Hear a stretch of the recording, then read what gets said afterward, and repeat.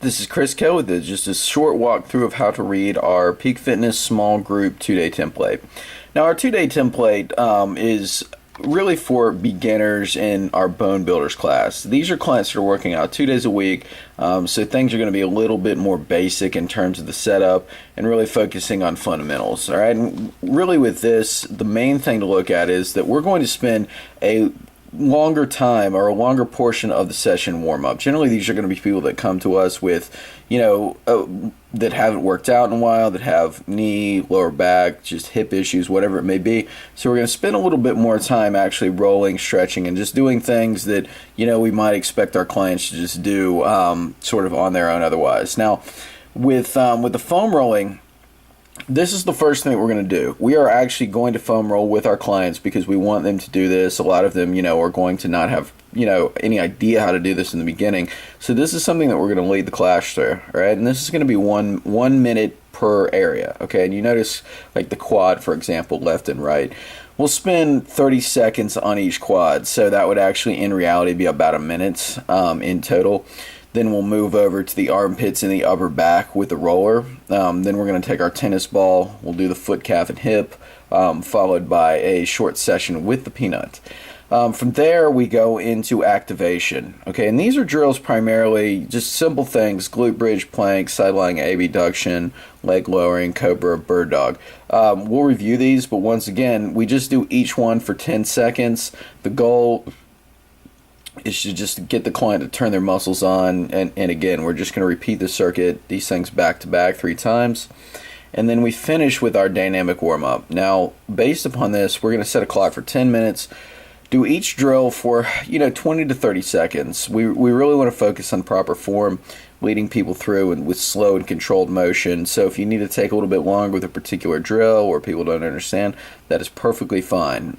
This is a really important part of our session because this whole process is kind of like rolling out, stretching. This is what it can be seen as the corrective exercise, which is so important in the beginning. So this whole process is going to take about 25 to 30 minutes. So literally this is going to be half the session.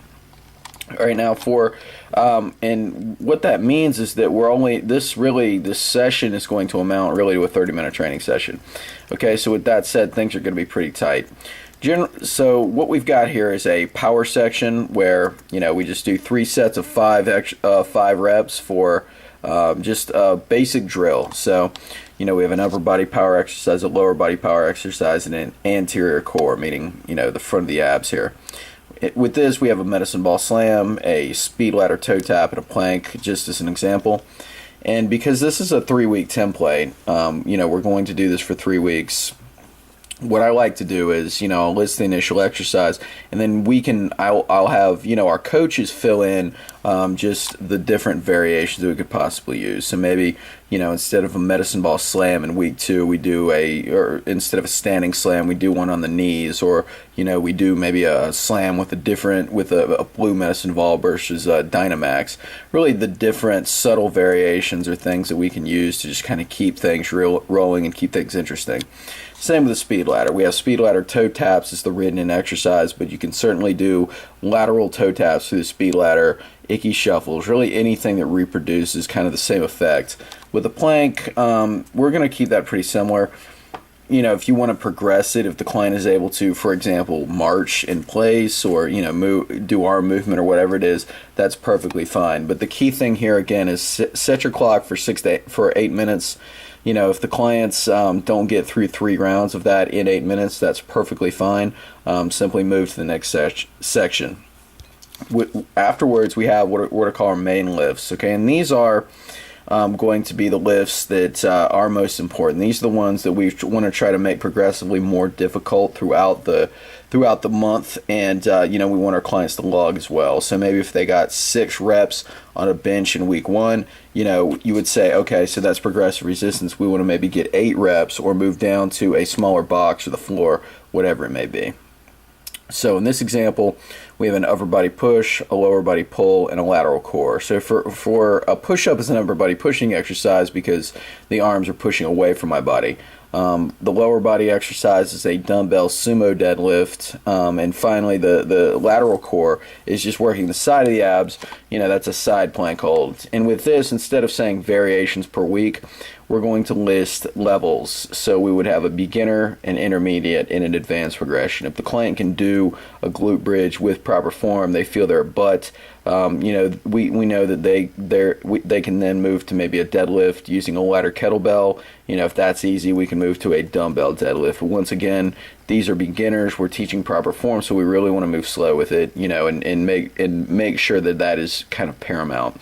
And again, the allotted time for this is going to be 12 minutes. So, if we set a clock for 12 minutes here, explain the exercises, coach them through it. And if they get done beforehand, we simply move on. Or if they, don't get done in that amount of time, we simply move on. Now, for our build clients, for our our build clients are going to end the session, with a final circuit, which is the auxiliary circuit, and these are just 4 exercises that are performed back to back, so we have a lower upper body pulling exercise to kind of offset the pushing exercise we did in the last circuit. We have a lower body pushing exercise, a hip, and a shoulder prehab, which just means that they're kind of, working the little stabilizer muscles. Again, we've listed just the 4 variations for the basic exercise, and we can vary them in weeks 1, 2, and 3. Those can either be written in or chosen by the coach. And really, with this, we also have our Chisel clients. Chisel clients are clients that whose goal is fat loss, who don't necessarily want to focus on the strength training, or just kind of lack the motivation to log or whatever it is. And with the circuit training, we're actually going to just put them through these 2 circuits. So we just choose an upper body pushing exercise, a pulling exercise, and a leg exercise, and we either perform them as a time circuit or for 3 to 5 sets of 30 seconds. We would just list them in here. And week 1 and 3 exercises, week 2 and 4 exercises, we might put something like push up, squat, and row, just as an example here. But again, you get the idea. That'll be written in. You just perform those back to back, set your clock, move down to the second circuit, 3 to 4 agility drills, so speed ladder drills, running drills, slams with medicine balls. Those are all fair game. Just things that are not strength training. We're not trying to work their muscles in the second circuit. This is more about cardiovascular endurance. So things that involve more sort of running, slamming, crawling, that sort of thing that isn't necessarily muscularly intense.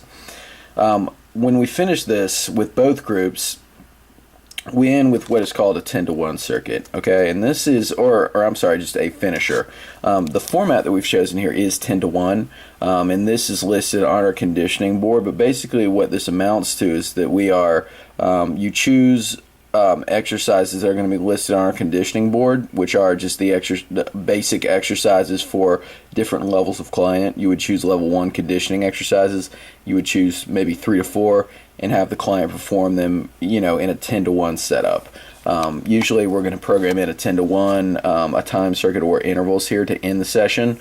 And this is something that, we do if we have time. If the clients have not made it through in time, if something happens, simply take them through the post-workout stretching. That's perfectly fine. But again, this is definitely something that we want to look at if possible. Really, for workout B, it's the same. They do the same things. It's set up in the same way. We've just kind of changed the exercises for a different workout. But again, the same rules apply. So that's really how we look at our template. That's how the exercises are written in. And, as a coach, that's kind of the freedom that you have to be able to change it up a little bit.